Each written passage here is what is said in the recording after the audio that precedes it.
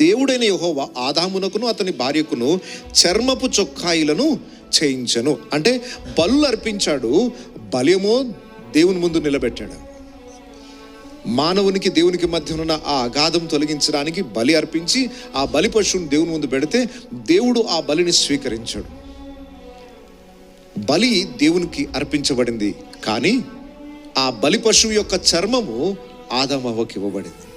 బాగా గమనించి, ఒక బలి ప్రాయశ్చిత్తం చేయడానికి పనికొచ్చింది, అదే జంతువు యొక్క చర్మము వీరి దిగంబరత్వాన్ని కప్పుటకు, వీరి అవమానమును కప్పుటకు, వారి సిగ్గు తొలగించడానికి వస్త్రములుగా ఇవ్వబడింది.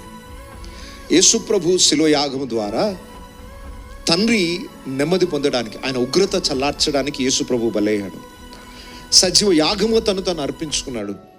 యేసు ప్రభు యొక్క బలి దేవుడు స్వీకరించాడు, తండ్రి అయిన దేవుడు దాన్ని ఆగ్రహించి, ఆయన ఇంతకు మునుపు బలులు అర్పించినప్పుడు దేవుడు స్వీకరించాడు అనడానికి నిదర్శనం ఏంటంటే, ఆకాశం అగ్ని వచ్చి ఆ బలి పశు మాంసమును కాల్చేసేది.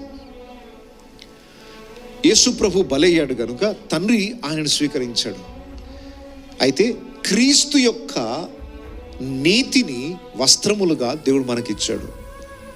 ఇక్కడ జంతువులు వాటి చర్మమును ఆదాము హవ్వకి ఇచ్చినట్టు, యేసు ప్రభు శిలువ మీద బలై మనకు తండ్రికి మధ్యనున్న ఆ అగాధాన్ని తొలగించి ప్రాయశ్చితాన్ని చేసి మనని తండ్రితో సమాధానపరిచి ఆయన తండ్రి చేత స్వీకరించబడిన బలిగా ఉన్నాడు. కానీ ఆయన నీతిని మనకు వస్త్రములనుగా ఇచ్చాడు. అంటే మనం పాపం చేసినప్పుడు ఆధ్యాత్మికమైన దిగంబరత్వంలోనికి వెళ్ళిపోయాం. సిగ్గుతో అవమానముతో తలదించుకునే స్థితిలో మనం ఉన్నాం. మన అవమానాన్ని కప్పడానికి ఆయన నీతిని వస్త్రముగా మనకు అనుగ్రహించాడు.